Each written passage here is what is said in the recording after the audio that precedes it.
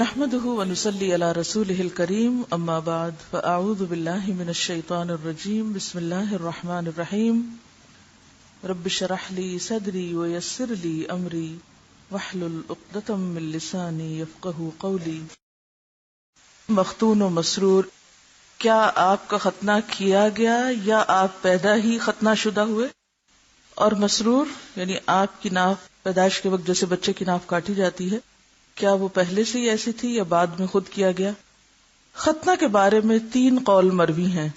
Number 1، آپ پیدائشی مختون و مسرور یعنی ناف کٹی ہوئی تھے، لیکن اس باب میں جو حدیث سب سے زیادہ مشہور ہے وہ بھی غیر صحیح ہے، یعنی درست نہیں ہے یہ بات. ابن جوزی نے موضوعات میں شمار کی ہے. موضوع حدیثیں کون سی ہوتی ہیں؟ فیبریکیٹڈ، گھڑی ہوئی. باقی اور جتنی حدیثیں ہیں ان کی صحت بھی ثابت نہیں، پھر اس میں کوئی خاص فضیلت بھی نہیں.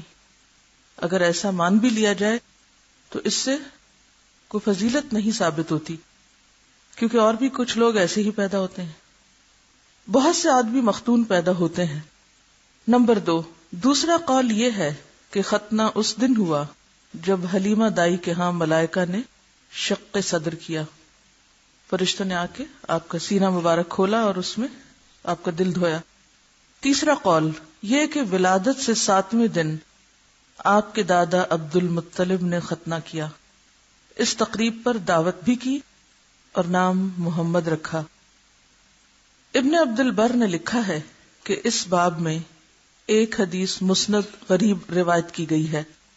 اس مسئلے پر 2 فاضلوں یعنی علماء کمال الدین ابن طلحہ اور کمال الدین ابن الندیم میں مناظرہ ہوا. اول الذکر نے یعنی جن کا ذکر پہلے آیا کون؟ دونوں ہی کمال الدین ہیں، ابن طلحہ مراد ہیں. اول الذکر نے ایک کتاب تصنیف کر ڈالی، اس موضوع پر ایک بک لکھ دی اور ہر طرح کی حدیثیں بے لگام روایت کر گئے. بے لگام کا کیا مطلب؟ بغیر ان کی صحت اور ذوف کے کچھ جانے کہ آپ مختون پیدا ہوئے تھے، یعنی انہوں نے اپنا سارا زور اس پہ لگا دیا. مگر آخر الذکر نے تردید کر دی اور ثابت کیا کہ عرب کے دستور کے مطابق ختنہ ہوا تھا. چونکہ یہ رواج عام تھا اس لیے ثبوت کے لیے کسی سند کی ضرورت نہیں، مدعی کو دلیل پیش کرنی چاہیے.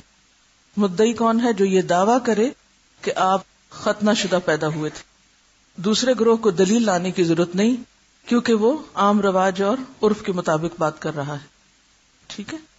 اب یہاں پر ایک سوال ذہن میں آتا ہے کہ کیا یہ موضوعات ایسے ہیں کہ جن پر کتابیں لکھی جائیں یا ان پر بحث کی جائے یا ان کا ہمارے عمل سے کوئی تعلق ہے؟ ایسا کب ہوتا ہے؟ ایسے رجحانات کیوں سامنے آتے ہیں؟ بنیادی طور پر مقصد سے غافل ہونا ہے. جب بات سے زیادہ محض ذات اور ذات میں بھی وہ چیزیں داخل کر کے فضیلت ثابت کرنے کی کوشش کی جائے کہ جس سے کچھ زیادہ فائدہ نہیں. آپ کی شان اس سے کہیں اونچی ہے کہ آپ کو ایسی چیزوں سے بڑا ثابت کیا جائے. اشہد ان لا الہ الا انت استغفرک و اتوب الیک. السلام علیکم ورحمۃ اللہ وبرکاتہ.